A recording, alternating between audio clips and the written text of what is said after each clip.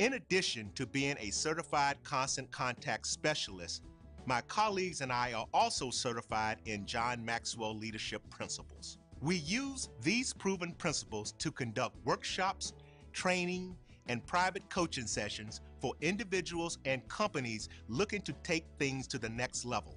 Contact us to schedule a free consultation. Issues today, don't delay, call Cuvée. Oh, that spin class was brutal. Well, you can try using the Buick's massaging seat. Ooh, yeah, that's nice. Can I use Apple CarPlay to put some music on? Sure, it's wireless. Pick something we all like. Okay, hold on. What's your Buick's Wi-Fi password? Buick Envision 2021. Oh, you should pick something stronger. That's really predictable. That's a really tight spot. Don't worry, I used to hate parallel parking. Me too. Hey. Really outdid yourself. Yes, we did. The all-new Buick Envision, an SUV built around you, all of you.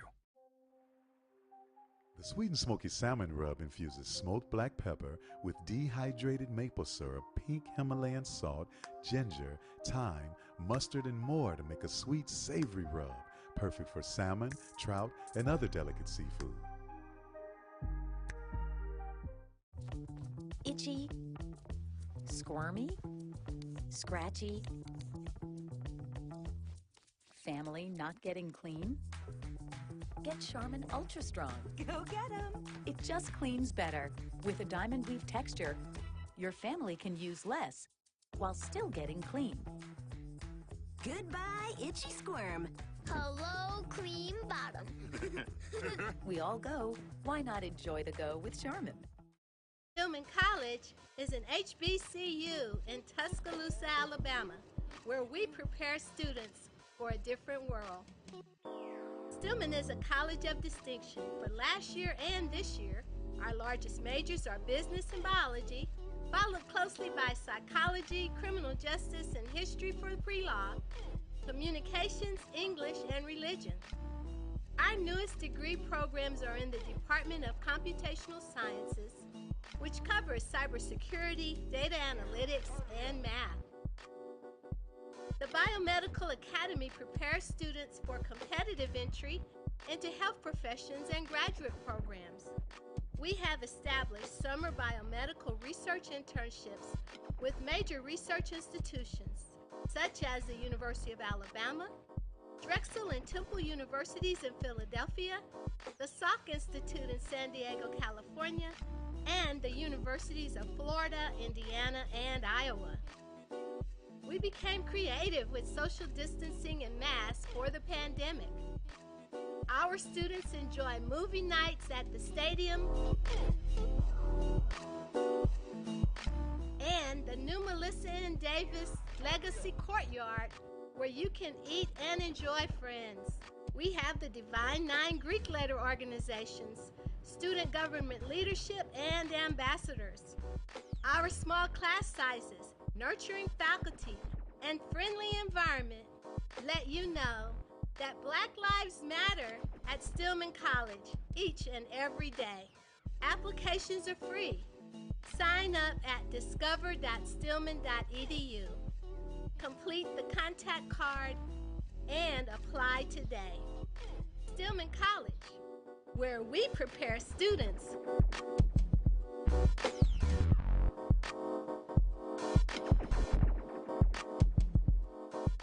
for a different world.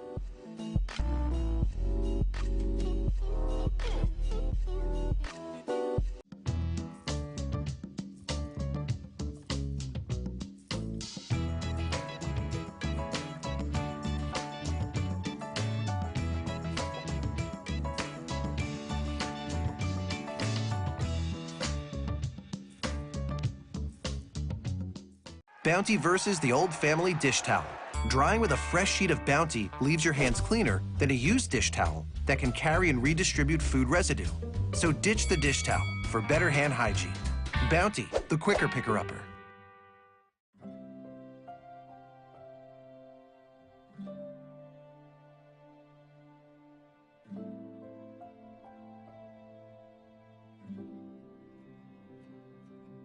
Whether it's advice on managing your anxiety or tools to help you stay grounded, Coping-19 provides a range of resources and self-care tips to help you cope with this pandemic. we can help. Find the resources that work best for you at coping-19.org. You're looking for the latest information on Southern University sports, the Southwestern Athletic Conference, and HBCU athletics. There's only one place to go. Tune in to the Carlos Brown Show, exclusively on the Black College Sports Network. Maureen is saving big holiday shopping at Amazon, so now she's free to become Maureen the Merrier. Food is her love language, and she really loves her grandson. Like really loves. One bite of 100% Angus beef ballpark frank, and you'll say,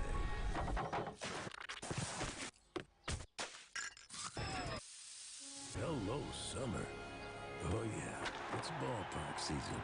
For my people that don't get to see me, trying to remind you who you are, just like in Romans 3. See, we about to blow across the world just like a day that's breezy. This motivation for the people and this classic Bible teaching say, hey, this for my people that don't get to see me, trying to remind you who you are, just like in Romans 3. See, we about to blow across the world just like a day that's breezy. This motivation for the people and this classic Bible teaching, hey, hey, hey, hey, hey, hey, hey, motivation.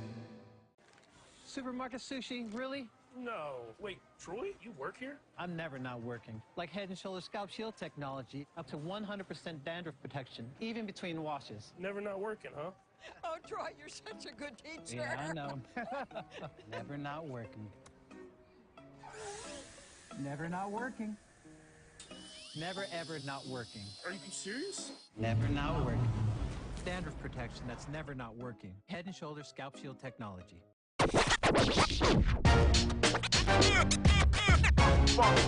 It's like a loop machine. All around town, people trying to get down. It's never. But EMRP stay on hard.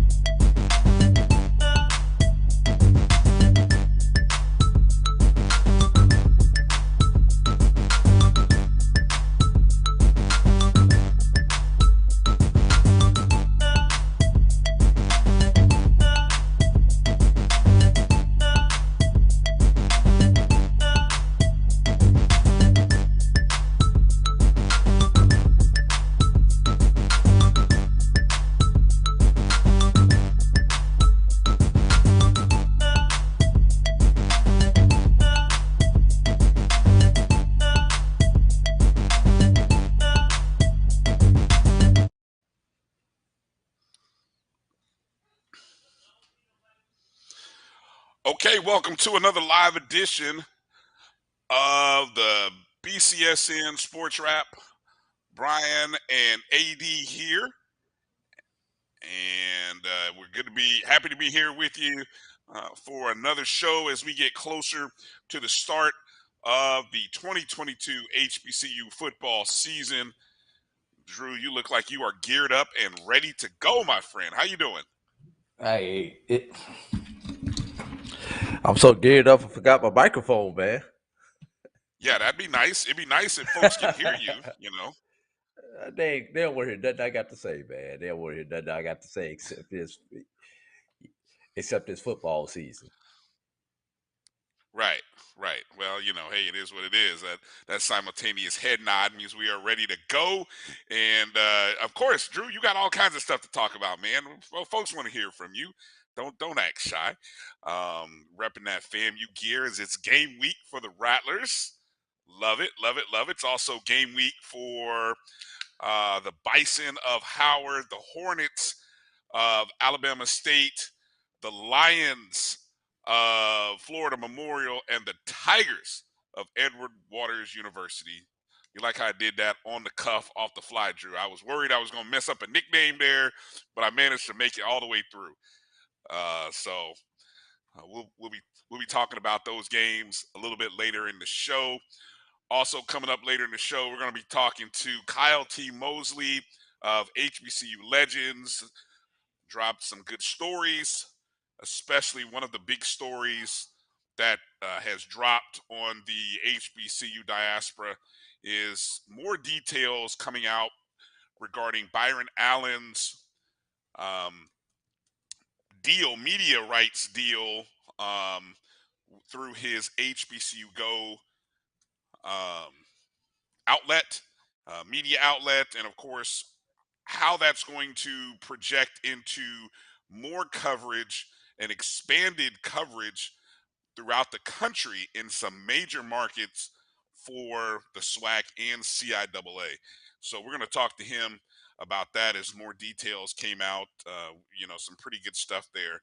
And so, a lot of interesting topics, that's been on the minds and the tongues of a lot of people over the past summer. It seems like that's what we've been talking about all summer, Drew. As the preseason comes to an end, I mean, has there been anything hotter than media rights? Have we talked about anything more? I'd say, has anything been more nauseating to talk about than media rights? Maybe that's a better way of saying it, Drew. Let's see. 2 years ago, it was conference churning. Last year, it was NIL. This year's topic is media rights. Yeah. Oh, you skipped over that thing about the pandemic and whether there would actually be games. You kind of skipped over that too a couple years ago. Okay. Yeah. That kind of was the same year as the conference churning. Those kind of went hand in glove. But there's nothing more. And I shared with you a video earlier this week about how far we have come with this media rights deal. The video I had was for back, it talked about 1996 when the entire SWAC and MEAC media deal was worth, I know you know the number, but for those of you out here, $40,000. That was the entire deal for both conferences. And that was about a 5-game deal for $40,000. Each school netted $1,000 out of that deal. So, we talk about what have we left on the table? Could we have gotten more? And that debate's going to be out there for those in Twitterverse and everywhere else. But consider, less than 30 years ago, $40,000. How many of y'all make more than $40,000 who are listening to us right now? Think about that. You make more as an individual than these entire conferences were might be some making. teachers out here, Drew. Don't do that. And, Don't do that. and had to divide by 12 or 10. Or let's see, it was 10 in the SWAC at that point in time, and I believe there were 10 in the BIAC at that point in time. No, there were, let's see, Alabama A&M had not entered the SWAC at that point, Brian. Alabama A&M UAPB, so there were 8 in the SWAC. There were 8 at that point in time. Yes, Alabama A&M UAPB did not come in until 98, I believe. So, and Hampton had just came into the BIAC at that time. And Norfolk, you know what I'd be interested to, and maybe this is a conversation for Carlos Brown. I'd love to know from the Southern perspective, that clip you shared with me, again, coming from the standpoint of how people were upset with Southern, because in short, Southern didn't want to give up the Southern Jackson State game at the time in which it was scheduled to go off, which was an evening game. The Boombox is always an evening game. ABC 6 o'clock game normally. 6 o'clock local time, 7 o'clock Eastern. Which is 7 Eastern.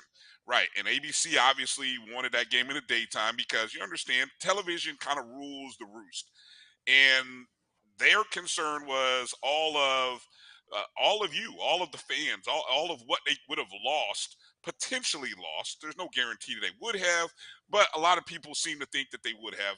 And so with the decrease potentially in the revenue, they chose to not go for the deal. And then, which goes to show interesting how petty that particular network was back then, they scrapped the whole deal for everybody and the entire market. Now, that just goes to show how they thought of us and the value that they thought of us back then. But I'd love to know, you know, back then, many people might have been a little upset with Southern at what they perceived to be a missed opportunity. But when you kind of do the finances, Drew, it wasn't really worth it. Or was it? Who knows? But it didn't happen. And I don't know if it's fair to say that that caused a delay in what you see today or what you eventually saw in terms of ESPN coming in and partnering with the SWAC and broadcasting games of that nature. But I from that perspective, I'd love to hear the 25-year sort of revisionist history of that moment in media rights. And another thing, which I know we'll talk to Kyle about this, you know, almost that same time, 20-something years ago, you know, think about the number of games that we used to watch on BET. And, you know, what's funny is there are still people to this day, Drew, in Twitter spaces and these message boards that still reference and say things like, man, why doesn't BET come and show games about? And it's like people have forgotten and don't realize BET was the originator. Yeah, but BET is not in the business of us to the degree of showing us in athletics. That's not what BET's business model is. They sold that decades ago, a couple decades ago, and Robert Johnson made billions off of that. Yeah, that's just like ESPN used to show Australian rules football in the strongman competitions, but they're not in that business anymore. Exactly. And so I always get a chuckle. You almost have to ignore when you start hearing people talking about, oh man, why doesn't BET get in? It's like, oh, come on, man, really? You got to reference BET, but anyway, yes, I know our good friend Lashanda. She knows every time she's out there talking, there are still people talking about games need to be on BET. It's hilarious. It is hilarious. So we'll talk with Kyle a little bit about that coming up later in the show. Make sure you're following us on Facebook, Twitter, and Instagram at MyBCSN1, the number one. Go download that Jericho Broadcast Network's app for us.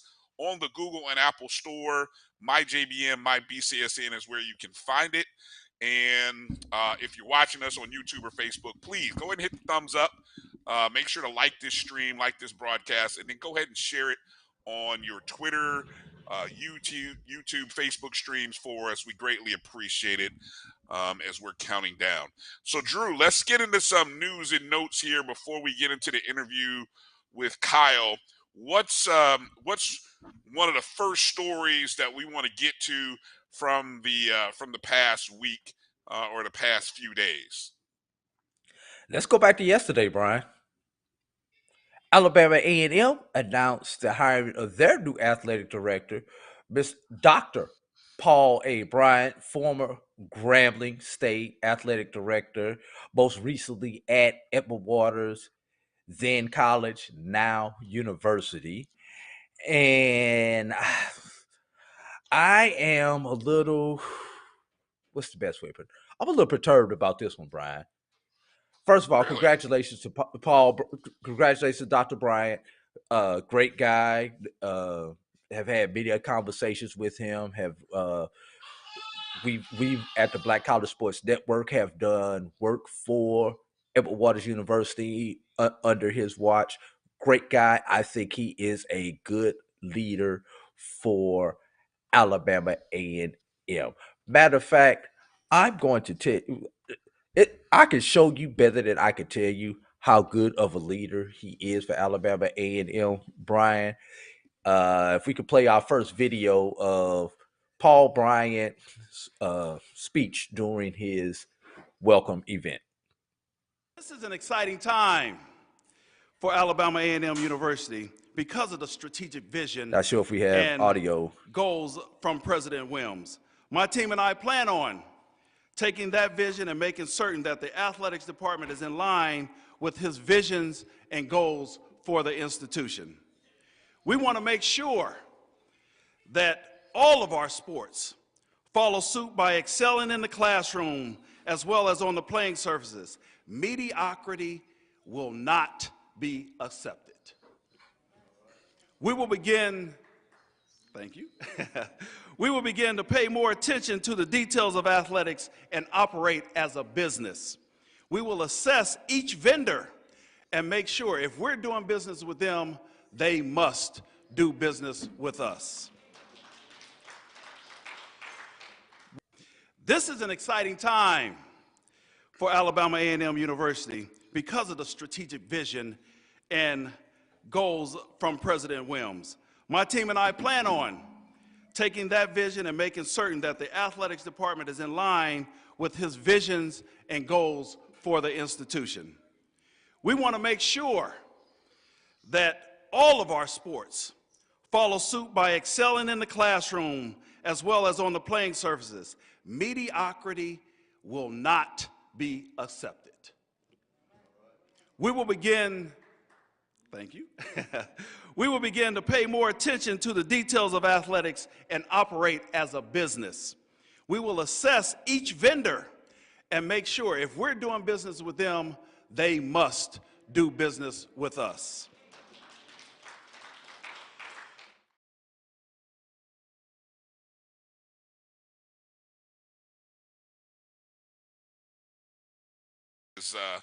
Welcome, introductory welcome press conference yesterday. Was that, I'm not sure, Drew, was that both clips or you break that? Was that one clip or both clips? Because I know there was two different That was audio. one clip. The second clip was talking about his leadership skills and expectations for Alabama A&M.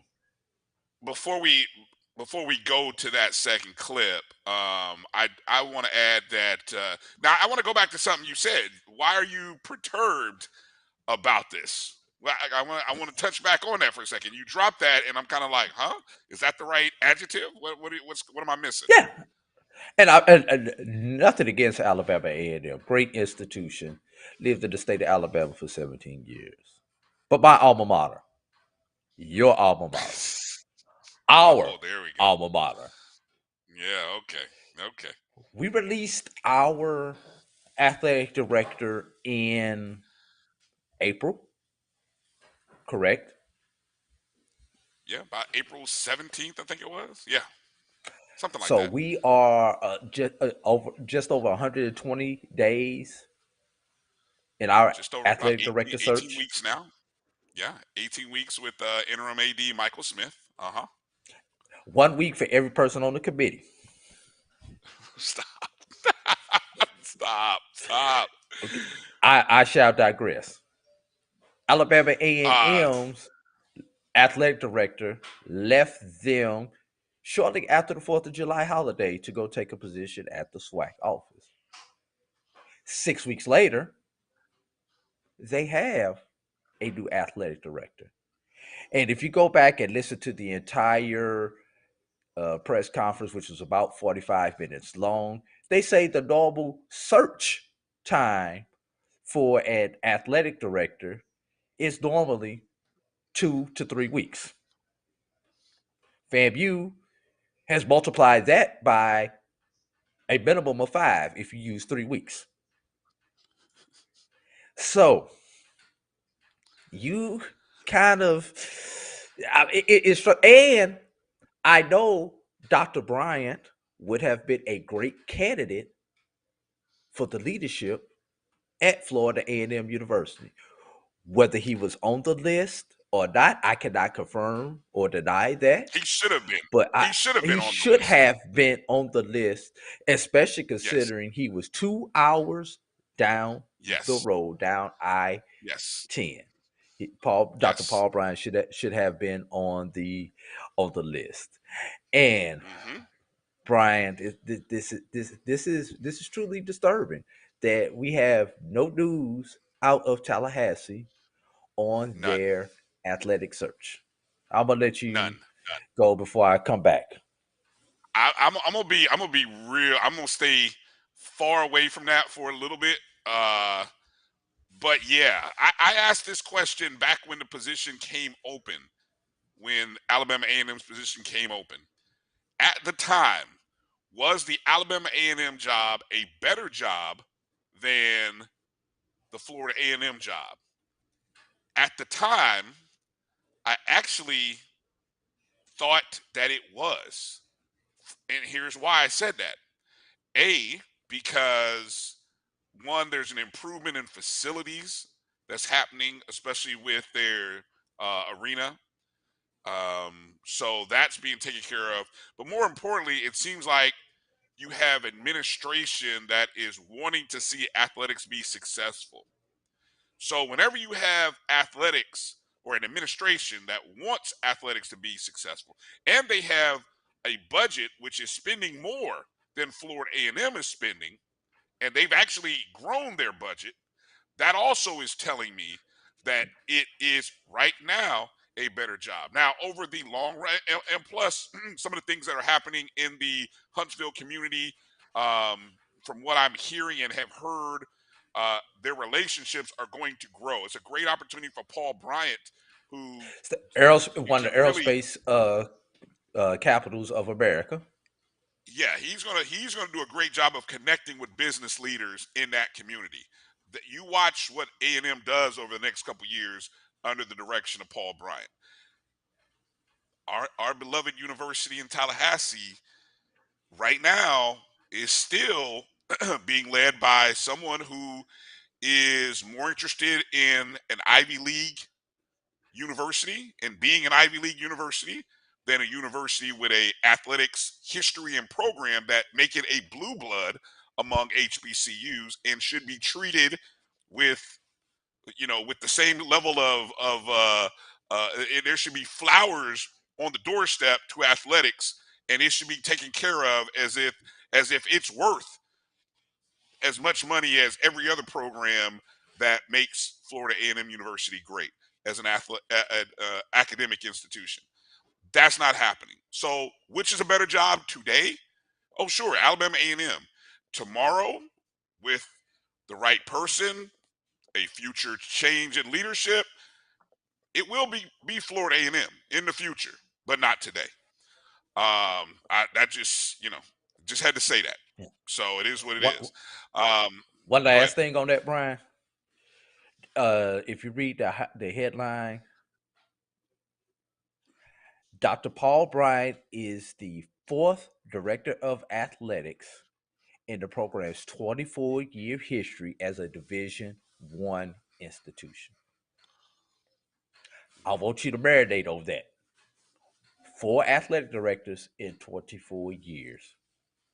We've seen points in times at Florida A&M where we've had 4 athletic directors within a calendar year.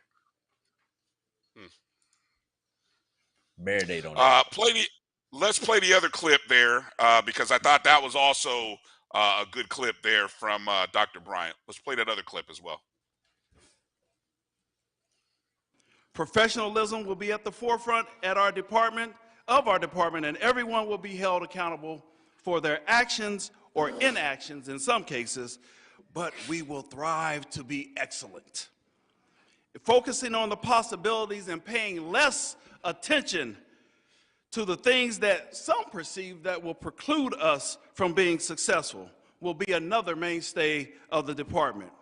We will honor our student athletes' academic successes. I said we will honor our student athletes' academic successes. We will enhance our civic engagement. We will increase our philanthropic approach to our business, and we will engage our illustrious alumni as we continue to do business in the athletics department.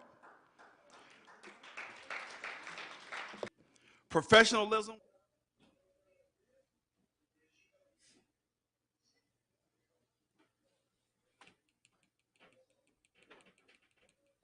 Again, I think what Dr. Bryant has to work with is some good coaches over there, and I love what he said about the expectation level. Yes, setting the definitely. expectation level is so important, and the fact that he put that out there not only puts coaches on notice, but it lets the fan base know that mediocrity is not something that we're gonna dwell in here at Alabama A&M, and rightfully so. Rightfully so. So good for them. Props to Alabama A&M. It remains to see now what Edward Waters does. Let's flip it there, because that is a university that Dr. Bryant helped build up, and they have a good president who will go Who's to the ends of the athletic? earth, who's Yeah, athletic minded, athletically understands the inclined. importance. They've made so whoever's excuse me, whoever walks in the door at Edward Waters University, hey, you're walking into a great setup. A lot of new additions have been done to the facilities. You've got a great staff, great president. That'll be an interesting hire as well.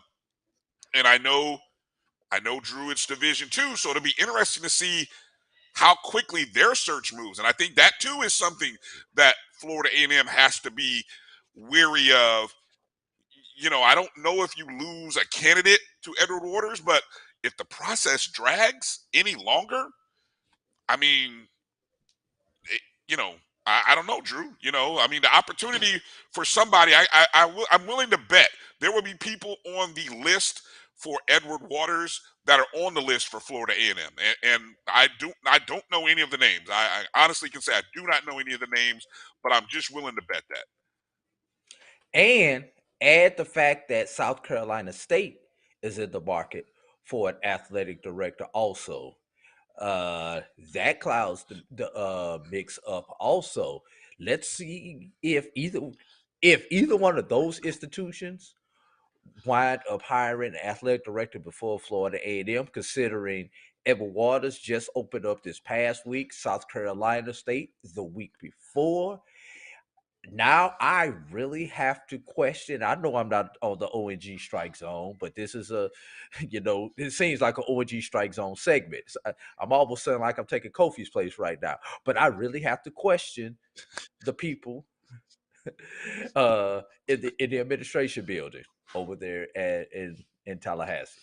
I don't know if it's still foot here. That's why I didn't want to put it out there. You're an alum. You can do that. You can most certainly do that. You paid your dues. You can definitely do that. I paid and I'm still paying. Yeah, probably so. Hey, this is one thing I will say. You mentioned about the interim at South Carolina State. I want to talk quickly while we're talking about athletic directors. We were having this offline discussion regarding what the interims can do. As you're the interim AD, do you want your interim athletic director to make hires? Where do you stand on that? We talked about that, and that was a question that we specifically asked interim AD Michael Smith, and he was very candid and said, as long as he is sitting in that chair, he is going to make the best hire for Florida A&M. And I would imagine the same would hold true at South Carolina State, where they have an interim. And I think that is the right move. And it's like you cannot wait for the official hire, so to speak. Because regardless, either way, the interim or the full-time, they've got to go to the president. They're going to take whoever they come up with to the president, and the president has to make the decision, correct? So at some point, and the president can veto the decision. Yes, in many situations they can, whether it's the full time or the interim. Of course, now that depends on how much control of the department they've given. So if you have a president that trusts the decision making of the athletic director, then you're most likely going to just get their approval. I would imagine as an interim, I think somebody like Michael Smith, who's been in the role multiple times, is a very trustworthy person. He loves Florida A&M University. He is a graduate of FAMU. So he's not going to bring in anybody that's not. He's exactly not going to bring in anybody who's not success-minded and has a good plan to grow that particular program. It's the other stuff that the president has to decide on. Like, I'm getting a headache talking about DLR, so take a break. Let's get some water. Yes, we got to take a break and move past, because I'm gonna bust a blood vessel. I don't need that on live internet. Take your pressure TV, pills, man. Yeah, exactly. So let's do this. On the other side of the break, Kyle T. Mosley is going to join us. We're going to talk about the huge deal that Byron Allen's media group shared and some of the additions to it from what we knew. And I believe he even spoke to Byron Allen. So there's a great conversation that we might be able to have there. And of course, we're getting ready for week 0, which is next weekend. You got the MEAC-SWAC Challenge. You've got the Big Cat Classic down in South Florida. And then FAMU is traveling up to Chapel Hill for the HBCU. What are they calling that thing? The HBCU something. Or I'll figure it out on the other side of the break. Stay tuned. You're watching you're watching the BCSN Sports Wrap. We'll be back in just a moment. It's never too early to plant the seed, to share the tradition, and instill a sense of pride in your HBCU with your little ones. HBCU Pride and Joy Children's Boutique helps you share your school spirit with a wide selection of adorable kids' apparel and accessories officially licensed from your favorite HBCU.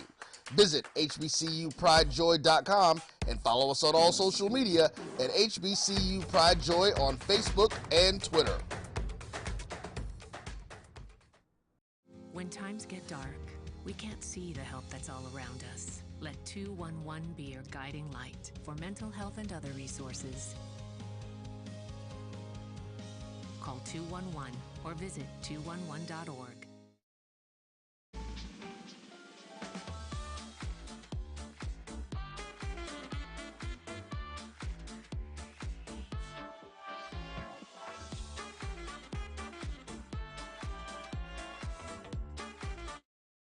Thank you guys for what you do for HBCU athletics. This is a fantastic avenue for all of us. This is our ESPN, so we love what you guys do. Bryan, AD, Roy, all you guys at BCSN. We really appreciate what it is that you guys do for us.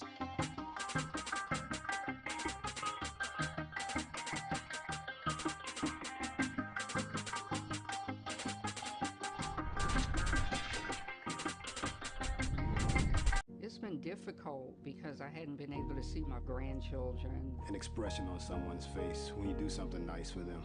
I miss all my friends in school. Visit getvaccineanswers.org so you can make an informed decision about COVID-19 vaccine. Let's face it, shopping for insurance can be time-consuming. That's why when it comes to your auto, home, and life insurance needs, make things simple and trust the experts at Allstate. They will help you get the coverage that fits your needs while helping you bundle your life, home, and auto policies. Bundling saves you money, sure, but it also saves you time, so you can enjoy the things that matter most even more. Contact me, Tammy Haynes, your local agent, for a free personalized insurance quote. Allstate, are you in good hands? From novice to aficionado, find yourself here. High-quality cigars plus personal customer service with Slow Burn. Visit our website, www.slowburnwaco.com.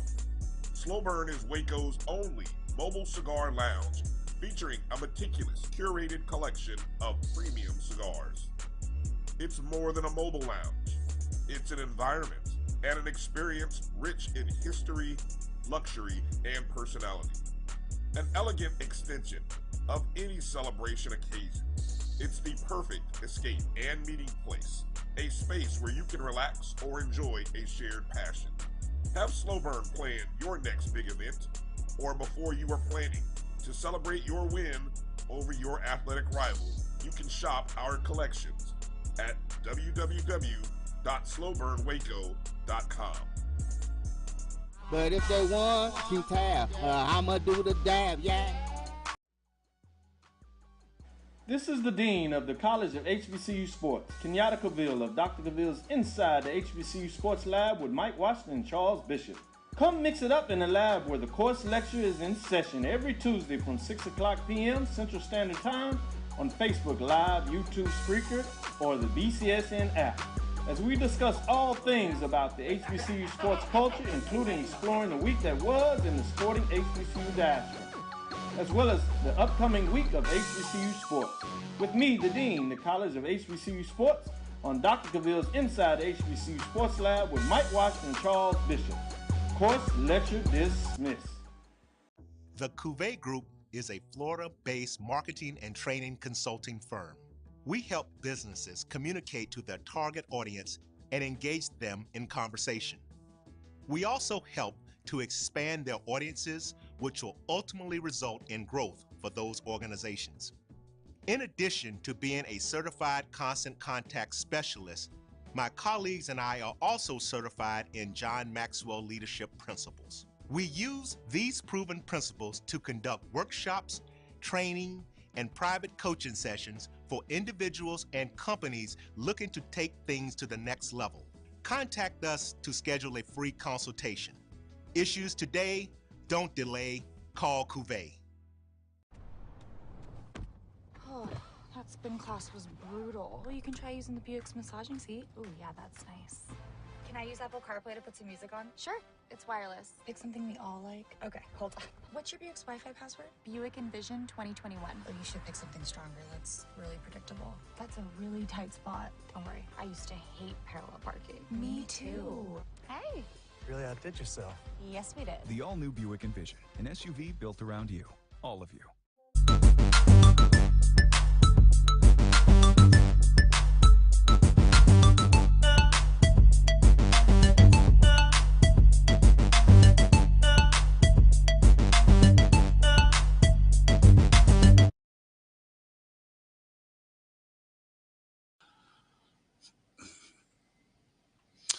All right, welcome back to the BCSN Sports Wrap. Bryan and AD here. Coming up here shortly, Kyle Mosley is going to be joining us. Before we get into a couple of the stories, wanted to kind of go through the chat room on YouTube and give a shout out to a few people. I see T-Dos there, of course. Yard Talk, HBCU is there, of course. Happy birthday, by the way, to our girl, LaShanda. Tamara T., Mary 305, good to see you guys. David Garner in the house. Dr. Cavill was watching, is watching. I shouldn't say was. And I think, let me see, who else is in there real quick? We got, of course, Zoe Phillips with Tiger Talk. Good to see a Tiger in here. Come on and get some real news, baby. Good to see you. D-Lob 2010 is in the building. EA dropping some nuggets. You're about to piss me off, EA, with that info you just dropped on me. But it's all good. Thanks for everybody for being a part of the chat conversation there. We've got Kyle Mosley queued up there. Let's see if he's in there. There he is. The Morehouse man himself. Kyle, what's good, brother? Man, I have arrived. How are you doing? I'm with the Black College Sports Network. Hey, man. Hey, can we be considered the mothership, Brian? The mothership has landed. No. Yeah, baby bubba. We get on the mothership, man. Oh, my goodness. Good to have you, Kyle. Thanks again, on a side note, for putting together the summary article there on for the HBCU Pro Sports Media Association. Sadly, yes, Morehouse was not part of that. Although they got no votes there, so I mean, that the expectations are low, so that just means there's nothing but the sky. Or what is it? The sky is the ceiling, something like that. Yeah. Well, athletically, we always expect that, especially on the football field. But basketball is a different story. So I can understand. We're just gonna have to shock the world this year. So. Yeah. Well, hey, and look, you'll be shocking the world in the nice remodeled stadium. Correct. Yeah, I mean, Harvey. New field turf, the new updated track.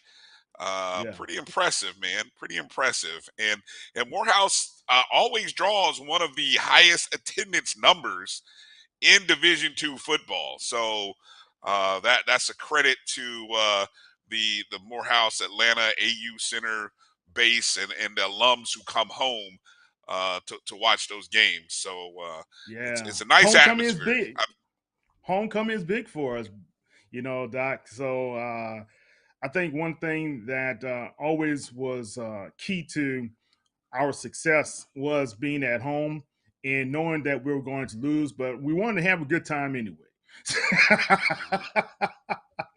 So we had a good time, man. But other than that, thank you, Doc. Thank you, Drew, for having me on with you. Okay. Yes, yes. So let's get into talking about the article, a great piece that you put together on HBCU Legends. Of course, that's part of the SI.com network there. Historic deal. HBCU Go deals with the SWAC CIAA, long overdue. Now, this is based on you had a conversation with Byron Allen. Is that correct? Is how I read that?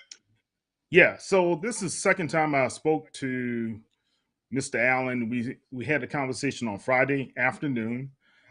Pretty good conversation. He talked about the deal. He talked about the historic aspects of the deal, and he also went in talking about how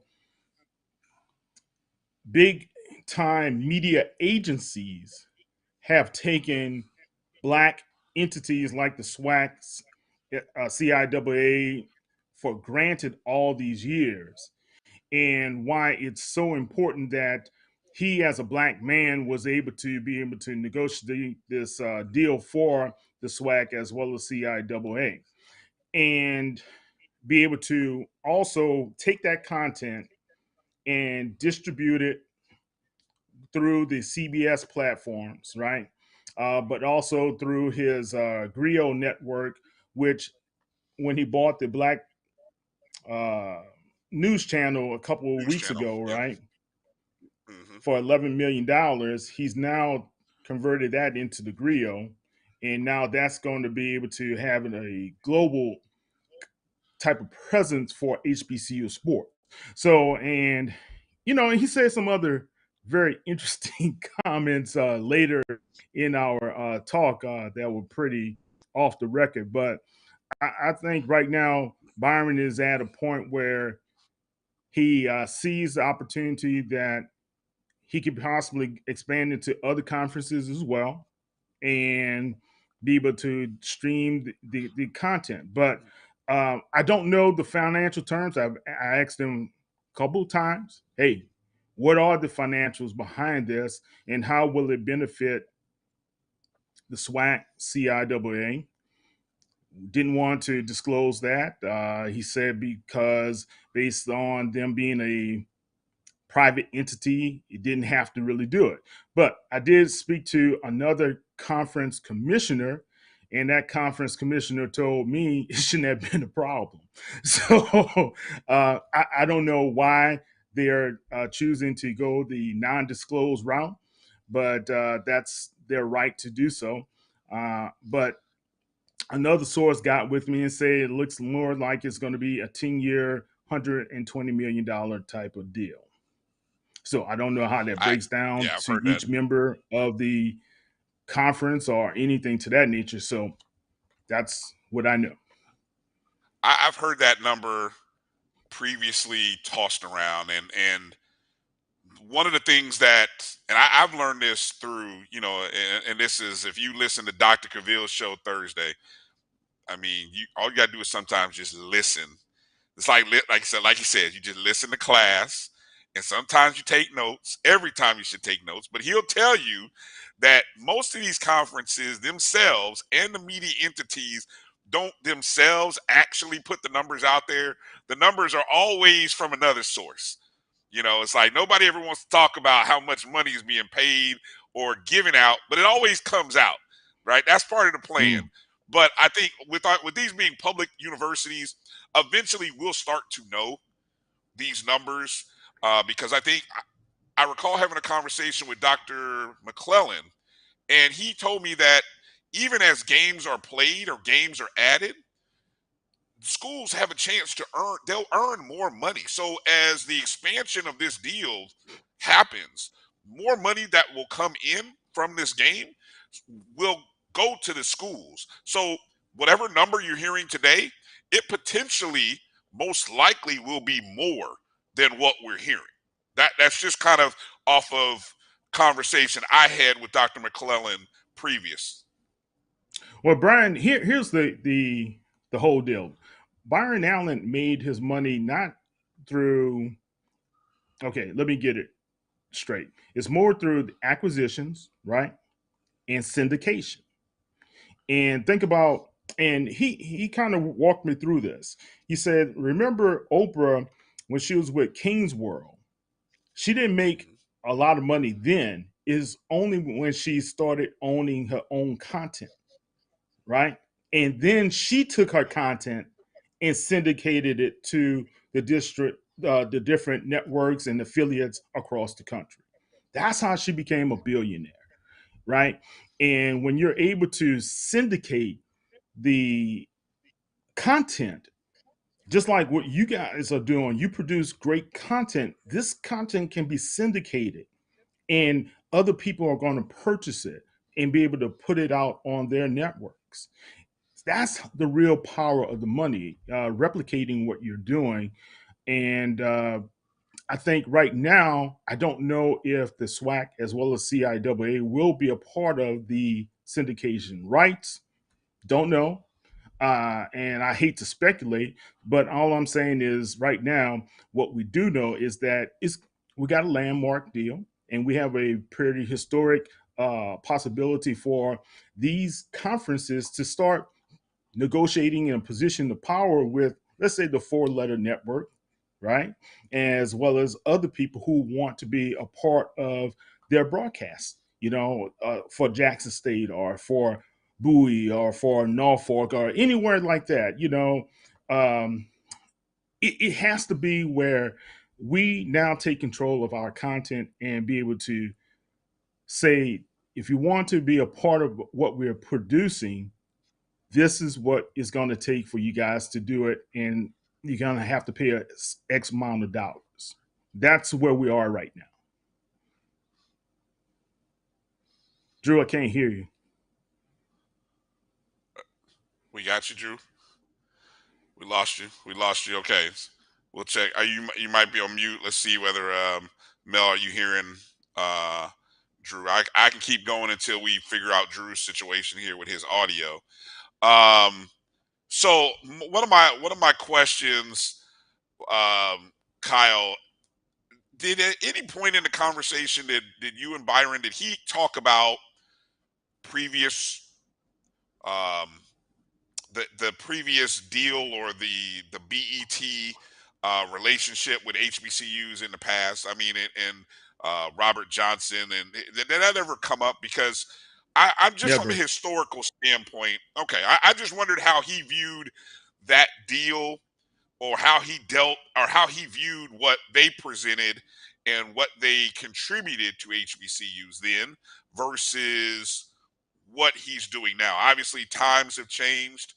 So, I mean, just from a historical standpoint, that's curious. And we were kind of joking about it earlier. Obviously, we still get people that want to mention BET when the conversation comes up. You see them every now and then. It's almost like a spam bot. Somebody will come out of left field and start asking about BET, and it's like, what?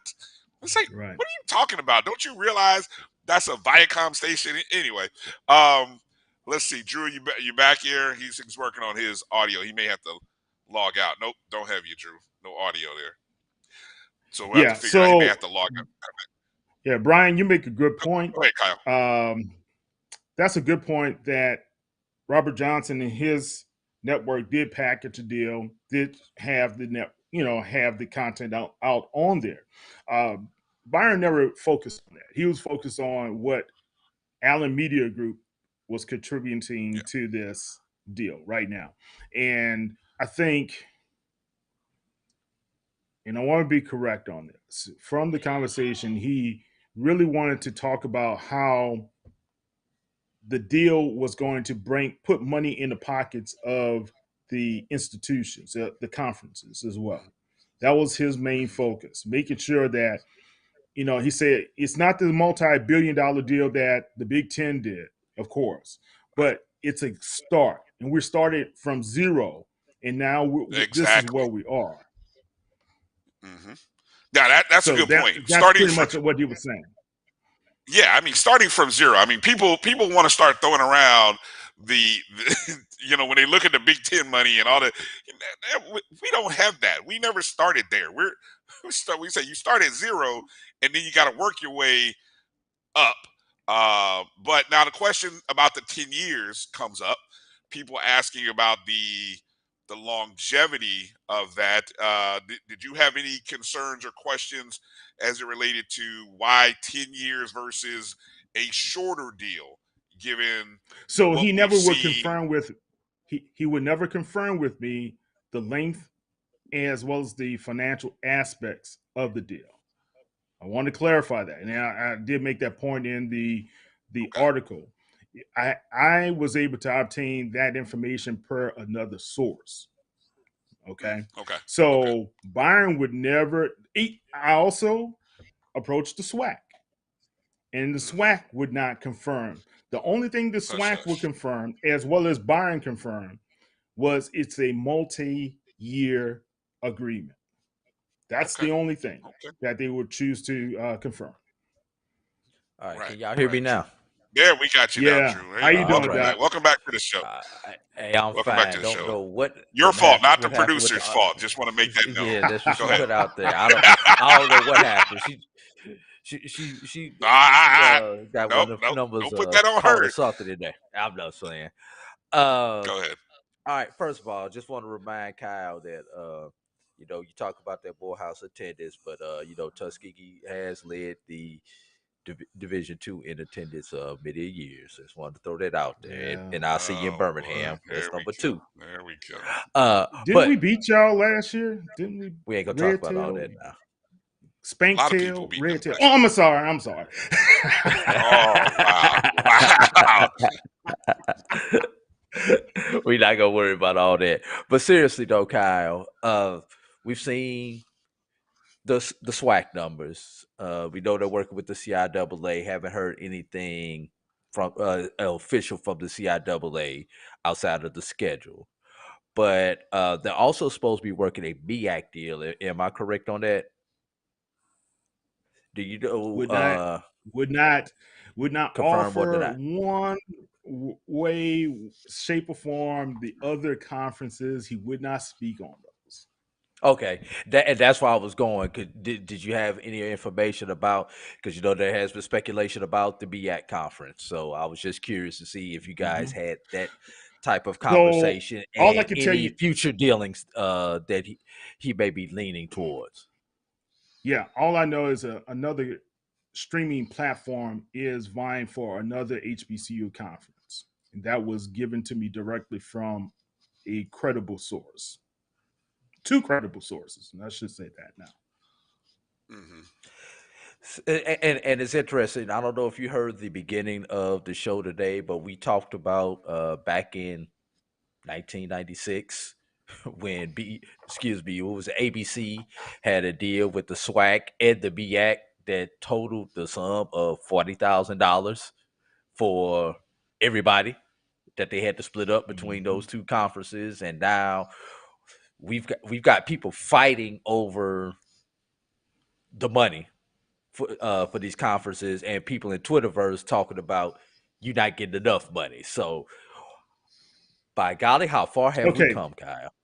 Yeah, Drew, and this is what I just told Brian, is that Byron reiterated probably 3 times in our conversation, if I'm looking at my notes correctly.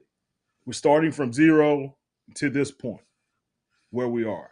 All right. And we're talking about these conferences have been overlooked and marginalized by Madison Avenue, the ad agencies.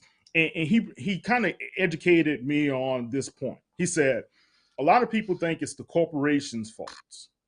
So let's just pick a corporation. Let's say McDonald's, all right, who he has sued before, all right. Let's just say McDonald's, from the African-American consumers, makes around $30 billion off us each year, okay? So therefore, if we are not challenging them to put their money back into our institutions, it's our fault. That's what he was saying. And he said, you, the media, you, Kyle, if you're not writing these articles to challenge these corporations to be able to reinvest in our neighborhoods, in our culture, in our educational systems, we are at fault with this. We have to challenge these guys more. And at Madison Avenue, what they do, the ad agencies, they go look for partners, and they have millions and millions of dollars, right? So they're looking for partners to be able to say, all right, our client who's McDonald's, they want to partner with you guys.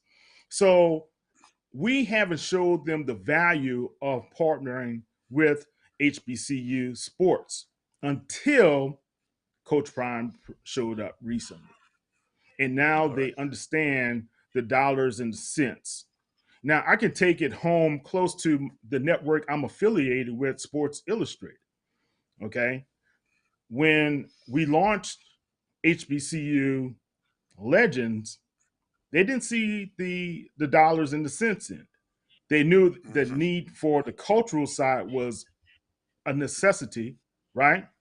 So a whole year passed or more, and now Deion Sanders is a hot brand name. So what do? They put him on the cover of Sports Illustrated, right? Now they could have done that all in season last season, right? But they did not choose to do so. Why did they do so? Because they knew that the sponsors and the people who were trying to buy ads and stuff during this time is going to be more plentiful for them than before. So you've got to show the type of product to be able to have them to gravitate to and want to spend their money. That's what the Big Ten is doing. The Big Ten bringing on USC as well as UCLA, right? Those are brands, guys. Those are brands. Grambling is a brand. FAMU is a brand. You see where you got FAMU, that's a brand. Jackson State's a brand, right? So how can we elevate the other entities like Southern's a brand to become brands where these ad agencies will say, let's spend some money with these guys. Maybe NBC Sports, ABC back in the day, because I remember when ABC used to put on the Bayou Classic. You remember that, Brian? The Bayou Classic was every year. We knew if I didn't go to the game, we knew we could see it on television. That went away. Then NBC picked it up, right? Last season, if guys did not realize, the Peacock channel was the one picking up the Bayou Classic, not NBC. So what's going to take to put NBC to put this prime game for HBCU sports back on its network for in front of the people again? And I think that's what has happened this year. Now it's going to go back to NBC. All right, Kyle, you had a busy week this week with your fingers on the keyboard, because you also put out a very interesting article about the NFL's third annual HBCU Open House Roundtable. Tell everybody about that article that you put out. Okay, so that's every year. So last year, one of the people from the NFL got with me, and I was able to interview the VP of Football Administration in Operations. She works for Troy Vincent, Natasha. That's her name. So we were able to have a conversation. What the HBCU NFL partnership is trying to do right now with the SWAC, MEAC, SIAC, as well as the CIAA right now. They brought all the commissioners together. They had a roundtable panel forum discussing some of the issues like Title IX, as well as diversity within sports and things of that nature. As well as they had some of the student athletes, as well as some students from those different conferences participating in the dialogues as well. And last year they had a gaming type of platform and contests. They also had some other digital internships that they were giving out to these young people. So it's something that the NFL wants to be able to promote more of and has been doing it over the past 3 seasons. Let me ask this, Kyle. Let me jump in and ask, why the NFL and not, the NBA or MLB? What is it that, or who, or what is it that makes the NFL uniquely positioned to create this type of environment and opportunity? I mean, it's a league. Obviously, it's a multi-billion-dollar league. What is it about them that sets them apart from the other leagues in being able to do something like this?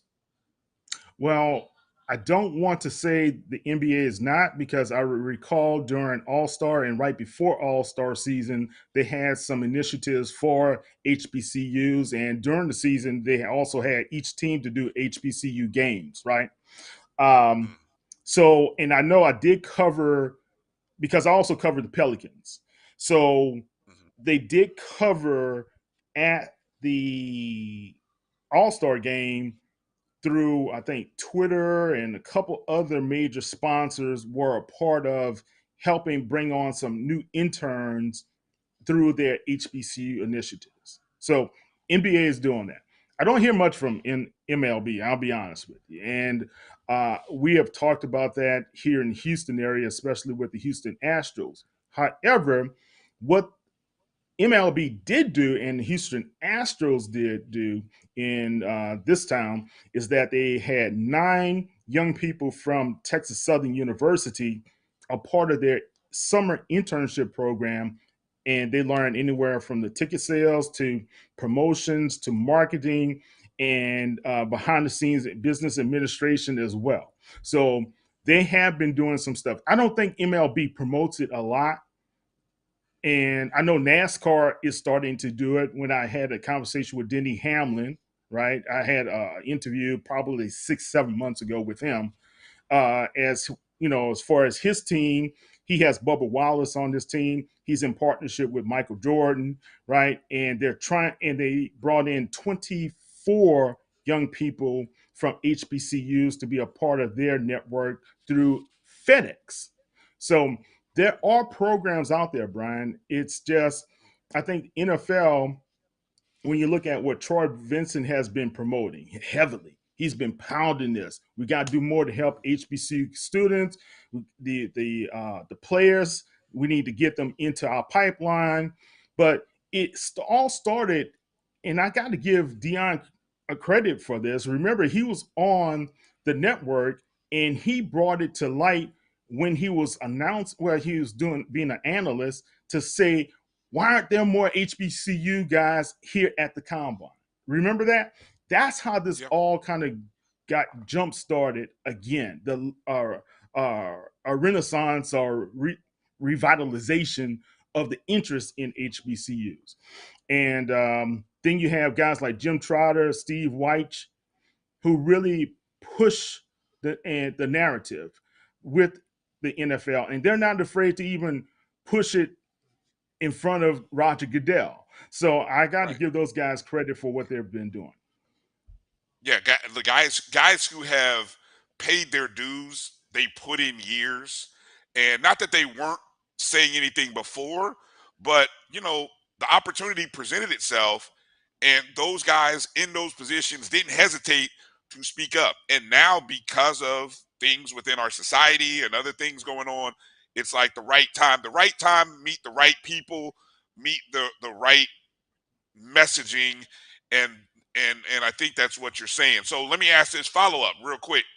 I'm gonna bring it back to Byron Allen, because interesting enough, what I found interesting about this story about the NFL bringing these commissioners together, and you were just talking about the education of the ad agencies. It's almost like that secret entity that we really don't know anything about. It's like they work in the background in the shadows.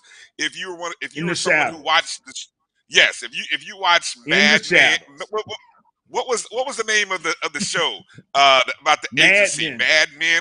Mad Yes, Men. yes. Yeah, Mad Men. Yeah. So if you think of them in that respect, what is Byron Allen going to be doing here to sort of educate?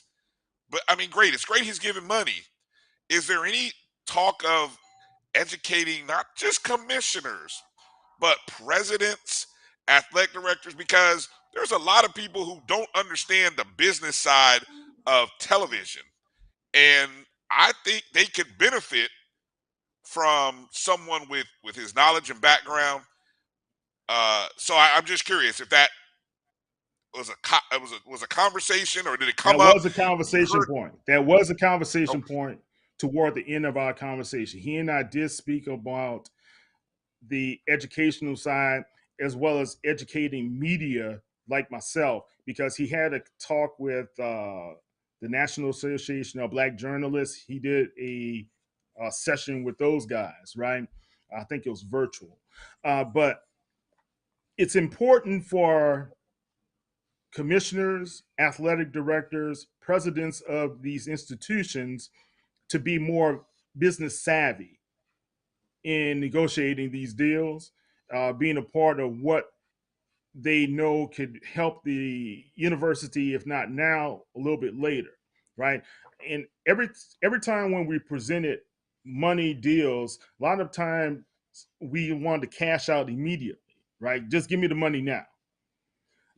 But the real money when it comes to broadcasting is through syndicated networks. And you know that, Brian. And that's the power. And that's what he kept on harping on with me, is that get these guys to a point where their content can be not only shown once, but multiple times, and sit on a database somewhere where if you chose to be able to pull it up on your app, you can be able to pull it up and cha-ching ads, revenues, and stuff still get to be generated as a result. All right. Yep. Kyle, last question before we get out of here. And this is something that we've seen in the Twitterverse. We're all journalists. You work for a journalist organization. Bryan and I do it as a second love. Yes. Time out. I own my organization. Preach. Okay. I own HBCU Legends, Saints News Network, Pelican Scoop. Tenacious Media Group owns those entities. Sports Illustrated is my partner. True. Thank you for clarifying. I write the content. We share the ad revenue, just like what Byron was saying. We share, and my content is every time it gets distributed across networks, I get paid. So a lot of people say, "Oh, you're a part of Sports Illustrated." I'm not, and I want to make that clear. We are partners. These are my boys, but we get paid together, step by step along the way. All right. Nice. And coming back to circle to the question that I was going to ask you, there's a line when you receive information on how much you can disseminate and at what level you can disseminate that information, and even some of the questions that you can publicly ask when you're writing your articles. You can kind of point people to the direction, but you can't really put certain stuff out there, if you understand what I'm saying. How do you kind of draw that? How do you draw that line and understand? Because you have to protect relationships. Obviously, you have to protect sources, because if you reveal too much, then you just outed somebody, and you may cost that person their livelihood. And you can lead people to the questions that they need to ask, but you cannot be the one asking those questions. So how do you do that on a daily? You can ask the questions. And in my conversation with Byron, I did ask the questions. He did get agitated. I did push. Okay, so I want to be clear on that, because I know there are some young guys out there who would say, as a journalist, if you're not pushing for the truth, then what good are you as a journalist? If they don't give you the information, therefore, did I not push for the information? What?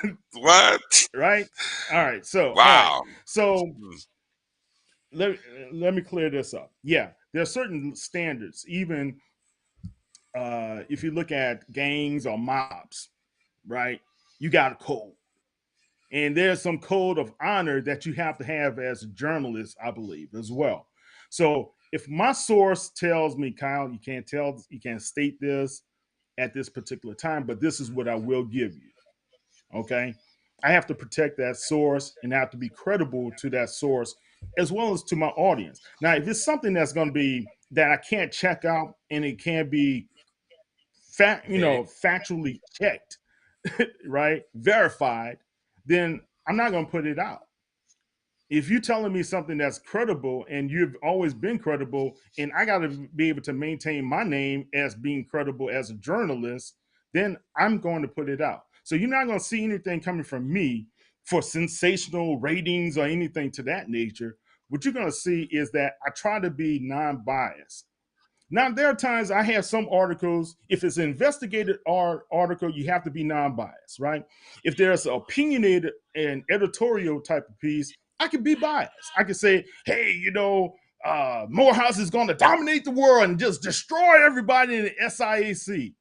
Well, that's being opinion. Totally biased and off my rocker. So at the same time, right? But what I'm saying is this, Drew and Brian, is that, yeah, you have to be able to tote that line and be able to deliver factual information as a journalist. I think that's the most important thing. Can I be credible in what I'm reporting and how I'm reporting it to the people? All right. Give all your handles there, Kyle, so people know where to follow you and watch. You can find your content.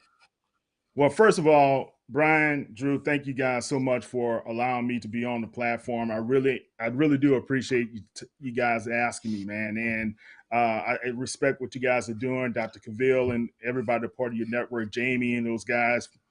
For the longest, I didn't know you guys until I met you guys. And I appreciate meeting you guys at SWAC. Thank you so much. Find us at HBCU Legends on Twitter, Facebook, as well as on Instagram. And you can find me at KT Moles on same Twitter, Facebook, as well as on Instagram, KTMOZE. All right. Who you got in the challenge? So the SWAC challenge. Yeah, man. Eddie Robinson is my homeboy from New Orleans. I want to go with Eddie. My heart really wants to go with Eddie, but I think I'm gonna have to go with Howard. Yeah, I felt a butt coming in there real quick, right? Yeah. I heard it. You know how they say everything you say before that butt is negated. You didn't mean exactly. Did the full 180 on us. Yes. Definitely. Hey, Kyle, we appreciate you. Appreciate all your content. Thank you for sharing that great conversation. We're going to talk a little bit more on the other side about what it means, some of the networks, because I know a lot of people are wondering, hey, what networks? And there's terminology that maybe a lot of people don't know, and so we're going to share that on the other side. But again, go check the article again. HBCU Legends is where you can go find Kyle on Twitter, and then check out the article, read it for yourself. Great conversation that he had with Byron Allen, and appreciate your time again, Kyle. Thank you, man. Thank you. We'll be talking down the road. I gotta say this. I gotta give a teaser. We're gonna have something on the HBCU League Pass coming up too. Oh wow! Good conversation. Which we're partners with here at the Black College Sports Network. Yeah. Cool. Yeah, all right. We look forward to that. Todd is doing some good stuff.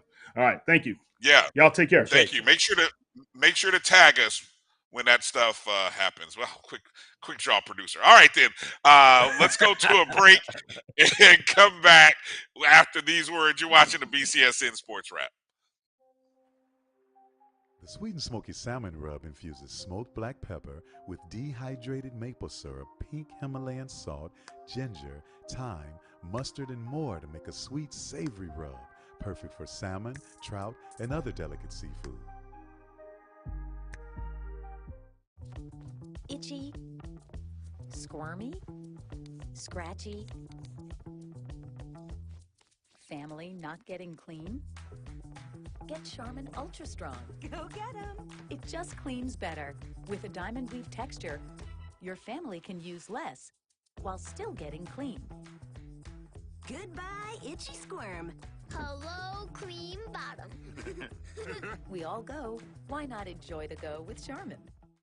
Stillman College is an HBCU in Tuscaloosa, Alabama, where we prepare students for a different world. Stillman is a college of distinction. For last year and this year, our largest majors are business and biology, followed closely by psychology, criminal justice, and history for pre-law, communications, English, and religion.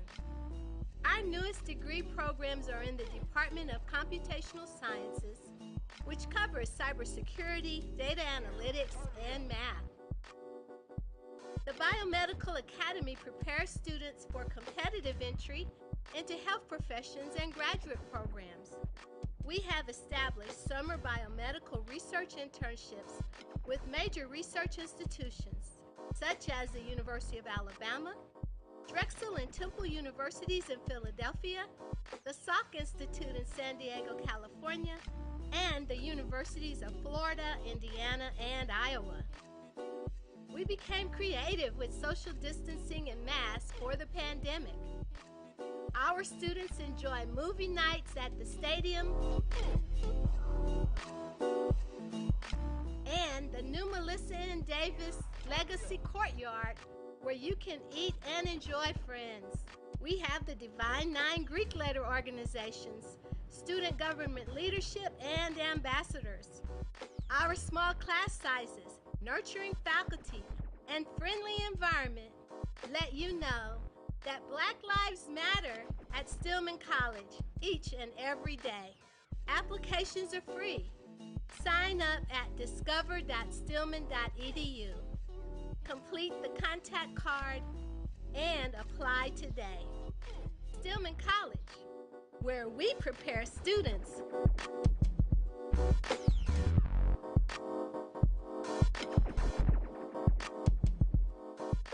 for a different world.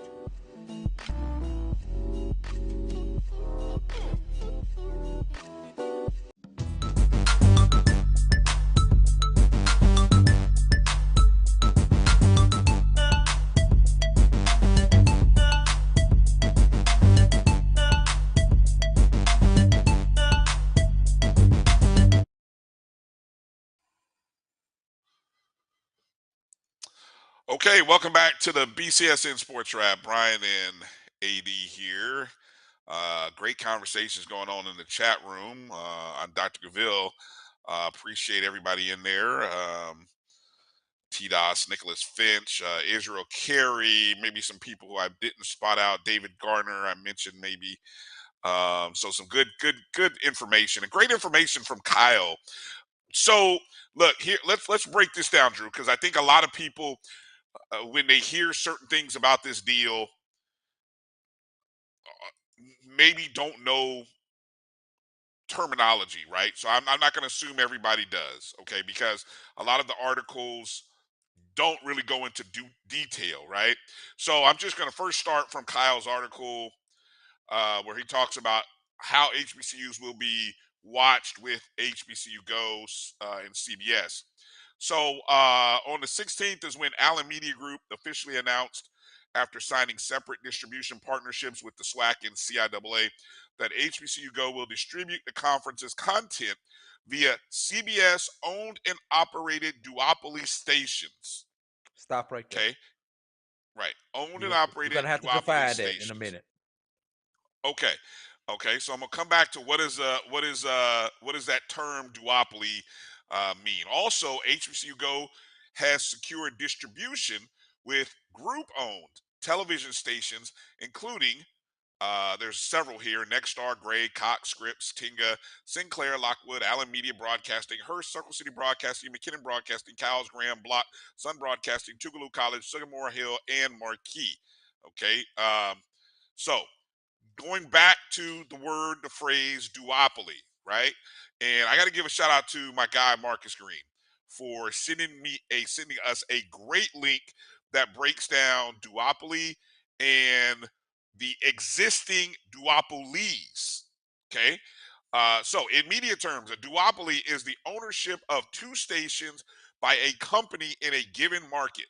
Prior to 1999, duopolies were forbidden on broadcast television until the FCC voted 4-1 to allow duopolies, provided that one of the stations has rating low enough to meet the criteria allowing the duopoly.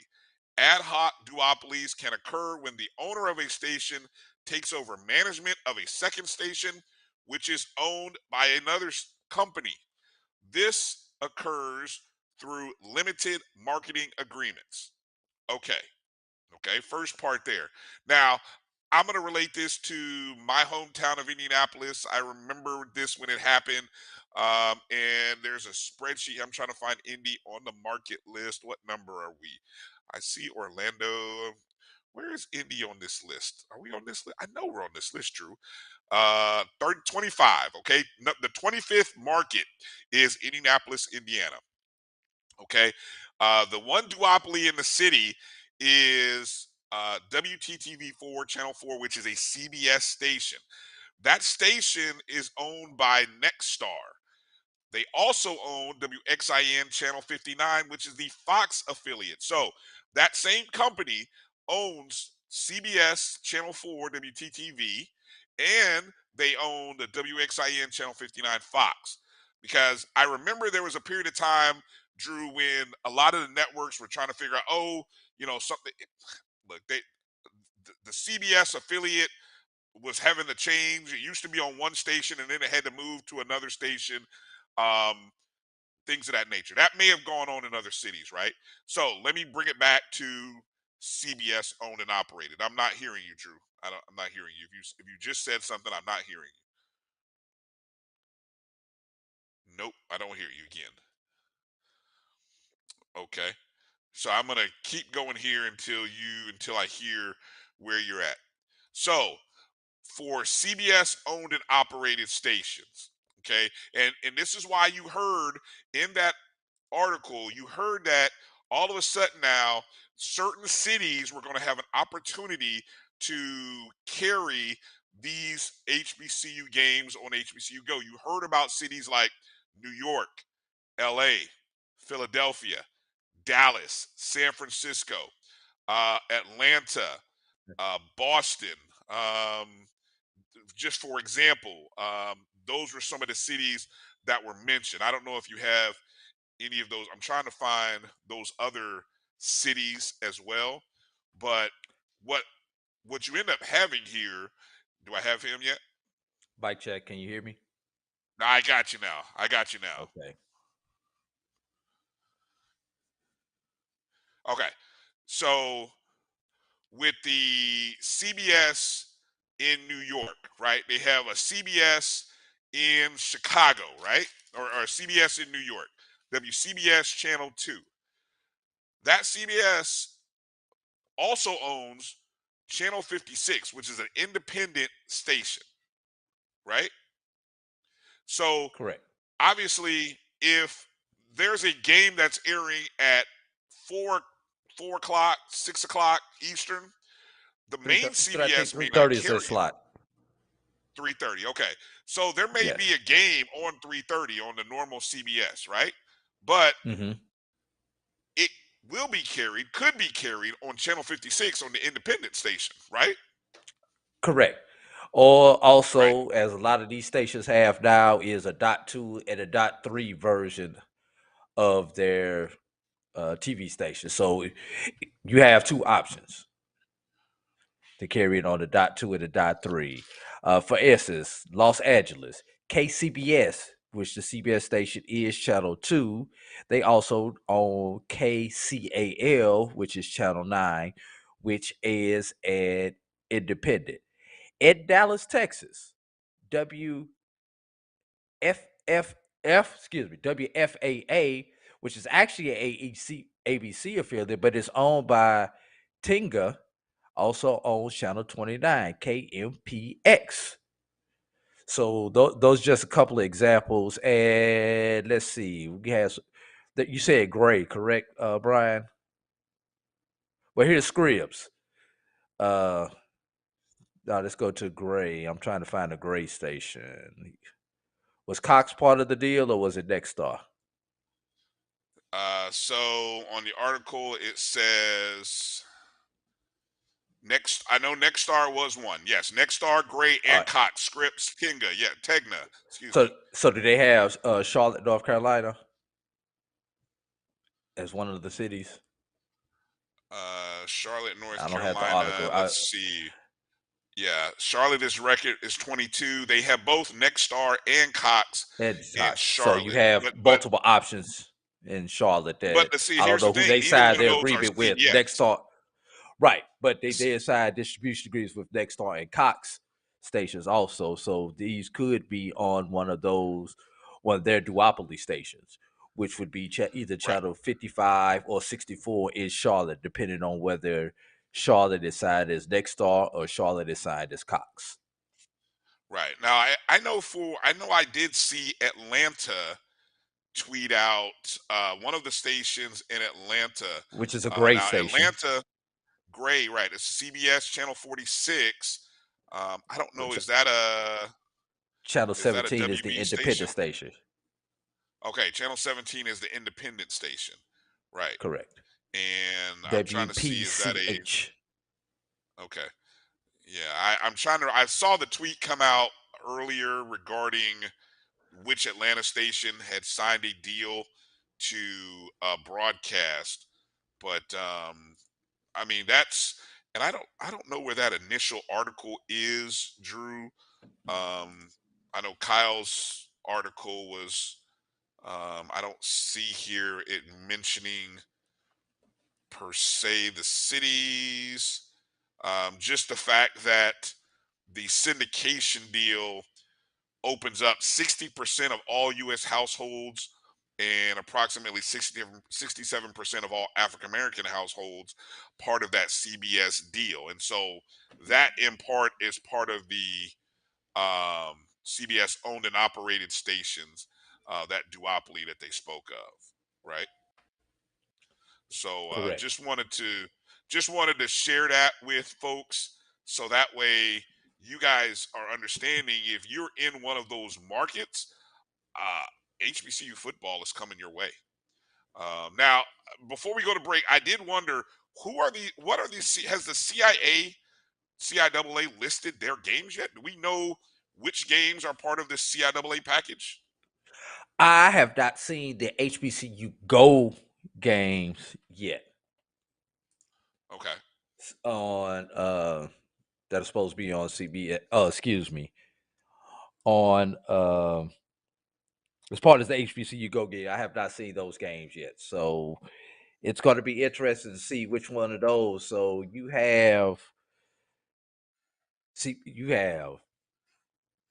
going to have probably 5 to 6 games that you're going to be able to watch if you're an HBCU sports fan, because ESPN has about 2 to 3 games every weekend.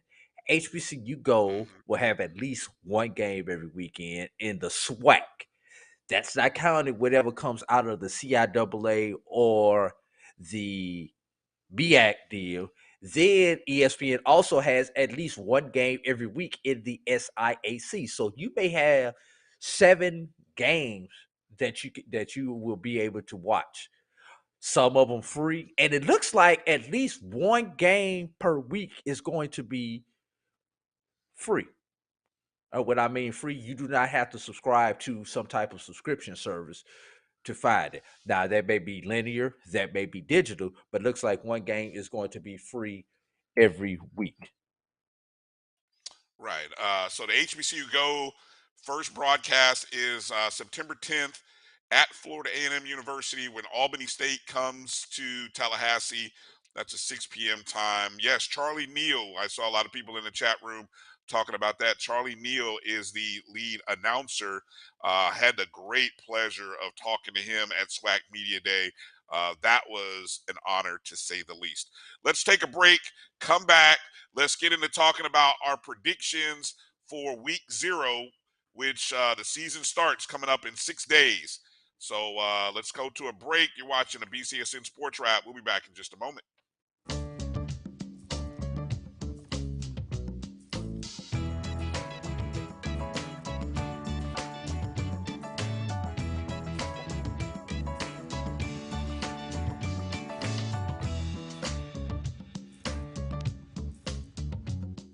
Bounty versus the old family dish towel. Drying with a fresh sheet of Bounty leaves your hands cleaner than a used dish towel that can carry and redistribute food residue.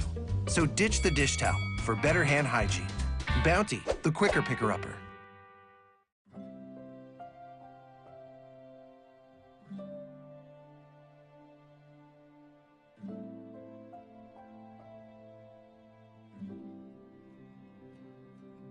Whether it's advice on managing your anxiety or tools to help you stay grounded, Coping-19 provides a range of resources and self-care tips to help you cope with this pandemic.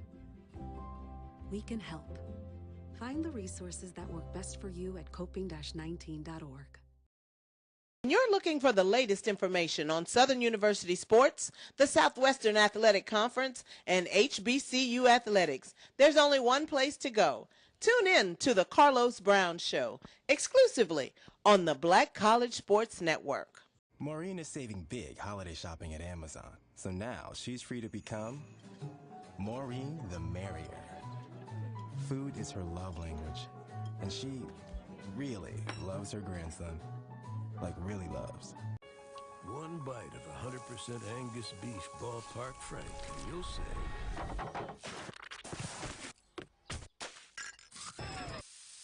hello, summer. Oh yeah, it's ballpark season.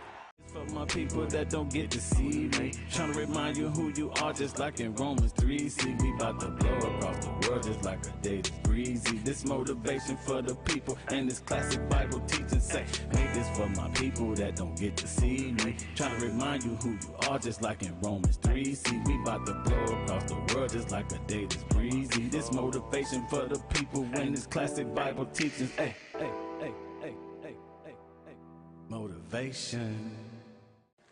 Supermarket sushi, really? No. Wait, Troy, you work here? I'm never not working. Like Head & Shoulders Scalp Shield technology, up to 100% dandruff protection, even between washes. Never not working, huh? Oh, Troy, you're such a good teacher. Yeah, I know. Never not working. Never not working. Never, ever not working. Are you serious? Never not working. Dandruff protection that's never not working. Head & Shoulders Scalp Shield technology.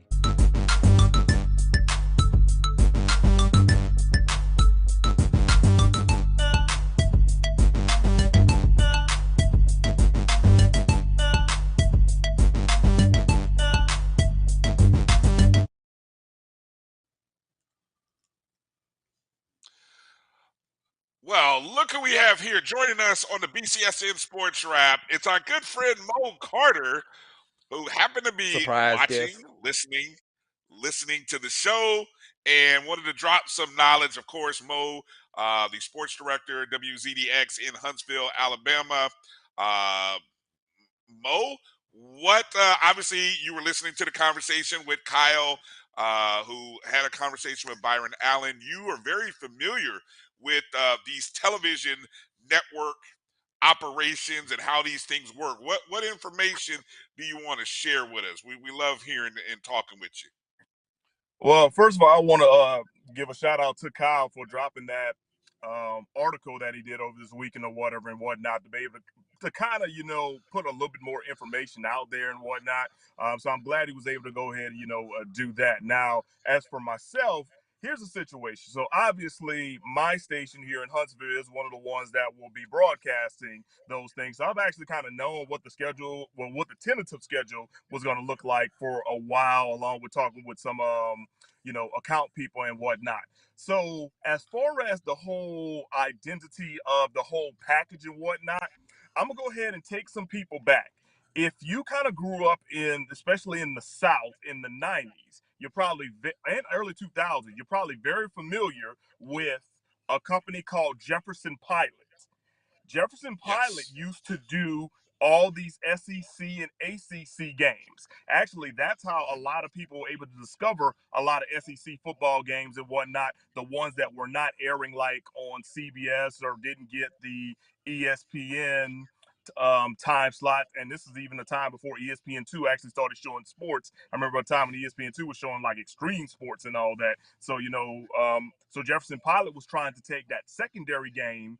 For example, I grew up in South Louisiana. I was in the Baton Rouge, but they also were the ones also do the Jefferson Pilot game. So you would have that game going on like at 11:30, and let's say that game, kind of went secondary deals. It's not even the primary.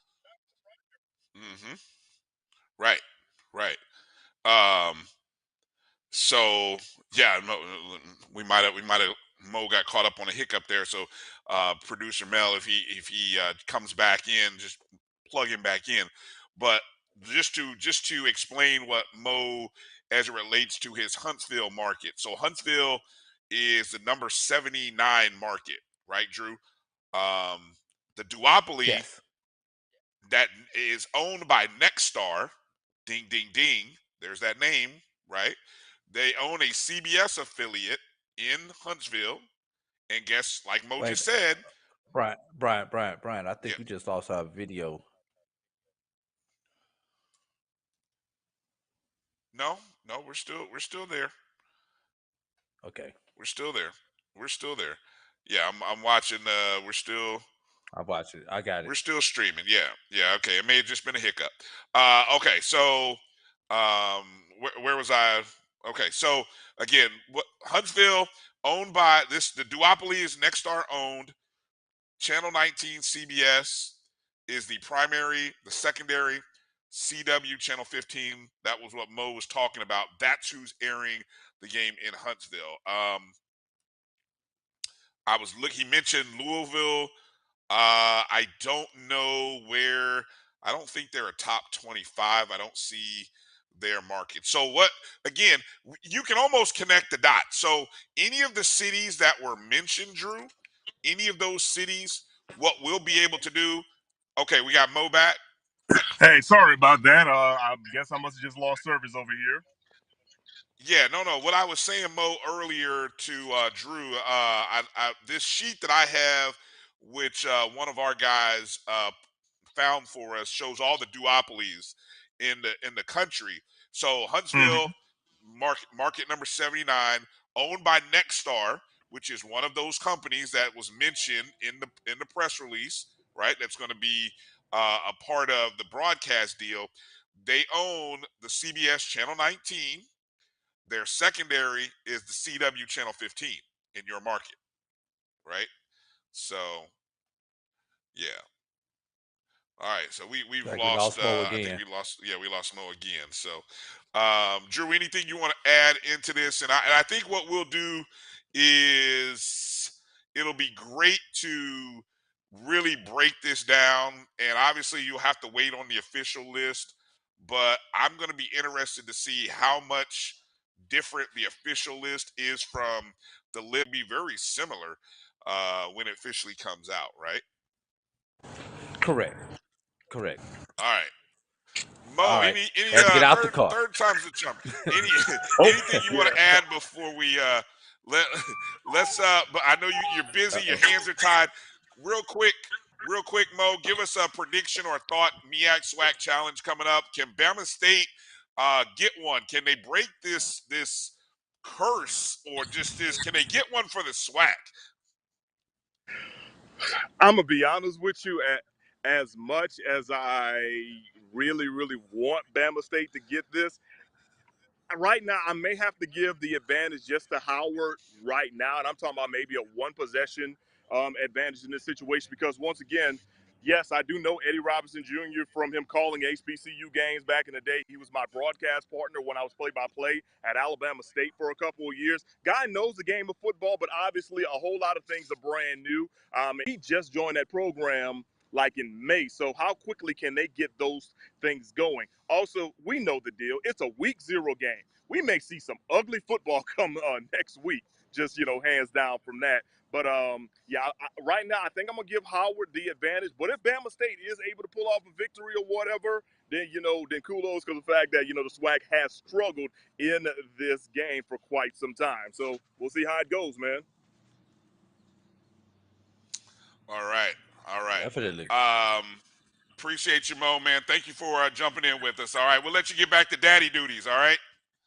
All right, sounds good, guys. Do appreciate that. Hold on, if y'all give me 2 seconds, I can pull out the future HBCU standout. There you go. I told y'all. Let's see. There you go. Say hey, guys. Hey. Uh-oh. Hi. Say hey. Hey. Hey, so you said hi. There we go. Hey, we All got right, a hi. There we go. So look, there we go. We got a hi. I told Dr. Cavill about a month ago, class of 2037. You guys can have an invite for the announcement or wherever he'll put his hat on. Yeah, indeed. Now indeed. The question is he gonna follow in his daddy's footsteps in Southern, or if he stay in the Huntsville area, is he gonna stay at home and play for A&M? We gonna see. We gonna see on that one. Remember, there's a lot of time between now and then to see what's going on with that. Now that's the answer I give you. Now, if you ask my wife, well, you know what she says. Uh-oh. There you go. All right. Hey, well, thank you, Mo. We appreciate you, Mo, for the no insight. problem, guys. Appreciate Y'all take dropping in. Nope. Okay, we'll talk soon. All right. Mo Carter. How great is that, Brian, to have people just chime in like I want to add to the conversation in the middle of our show, Brian. Right. Gotta love it, man. Gotta love it. Well, look, I mean, that's thankfully being live will allow us to do that. So we appreciate Mo joining us. All right, Drew, we got to get into giving some picks. Now, I mean, there's a lot of stuff that we still have not talked about. We have not, you know what? And I feel like these are regular season games. So do we go through the win-loss totals? I mean, do you want to go through that real quick? Do we have time, Drew? I mean, I don't know. We got to manage time here. We got 15 minutes. Let's just hit the ones that's playing this weekend, and we can save everybody else for next week. Okay, so these are the BCSN computer ranking. These are predictions. Drew, explain how we come up with these predictions. Where do these predictions come from? We're not throwing numbers at the wall, are we?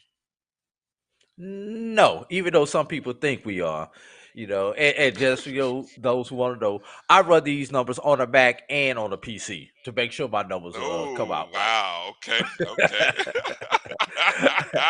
But no, it's well said. It's a formula that we've come up with that measures things such as strength of schedule, expected wins, power rating, and gives points for wins, losses, conference wins, conference losses, et cetera, et cetera, et cetera. And then we use a few rating systems out there to actually predict who will win which game.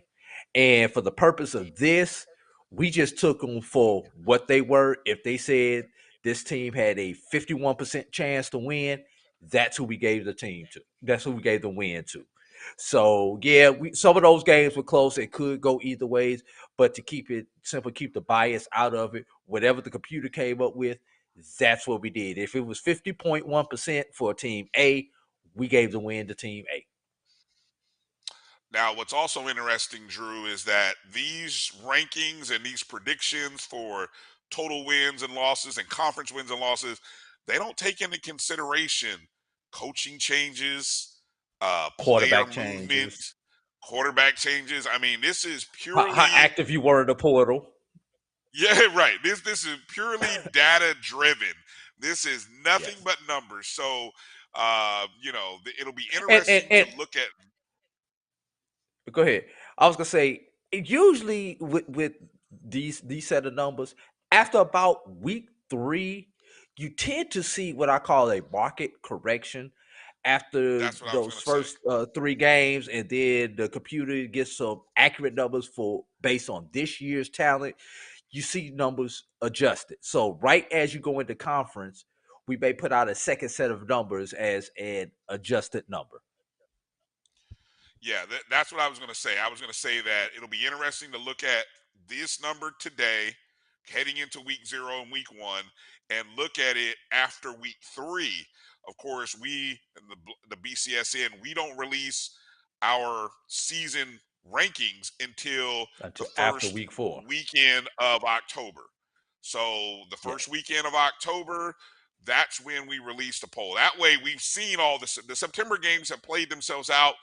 The market corrects itself on these The predictions, money games and now are done. right, and we get a real sense of who is and who isn't, or will be and won't. So that's just to let you know. So with that said, our first game, we'll go with the game and then talk about their predicted total wins and losses. So our first game of the weekend is the Big Cat Classic between Edward Waters University, traveling all the way down from Jacksonville, traveling down to Florida Memorial University.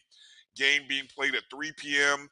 Betty T. Ferguson Rec Center in Miami Gardens is where that game is scheduled to be played. Last year, this game was a 24-20 victory for Edward Waters, who opened up their new stadium, on-campus stadium, having to outscore Florida Memorial 17-7 in the fourth quarter. Matter of fact, I think they had to score 2 unanswered touchdowns late in the fourth quarter to win this ball game. So by our numbers, Florida Memorial is only predicted to have 2 total wins this year, with one of those being conference. That pretty much is on script with at least how people voted. People within the conference, they play in the Sun Conference, was an NAIA conference, mostly of schools in Central and South Florida. They're predicted second to last in that Sun Conference. This is their first season under their head coach. Actually, the 3rd year since they brought football back to Florida Memorial. It's the first year for Bobby Rome, the second first year at Florida Memorial. That name sounds familiar because he formerly was coaching at Central State for a cup of coffee, and before he left there, and so that he found his way down in South Florida. And then on the other side, Edward Waters, coached by Toriano Morgan. Edward Waters predicted, where is it at? 5-6. That's the prediction, 5-6, with 2 of those coming in the conference. They are a part of the SIAC Division II. And so, Drew, anything you want to add as we prepare to make a prediction here? Who do you got, the Tigers or the Lions in this contest, the Big Cat Classic? Lions and Tigers and Bears. Oh my! No, seriously. Uh, I've got to go with EWU. They've got the experience. We were at that game last year, Brian. I can't remember who the kick returner was. Edward Waters ran back 2 100-yard kicks in a row, but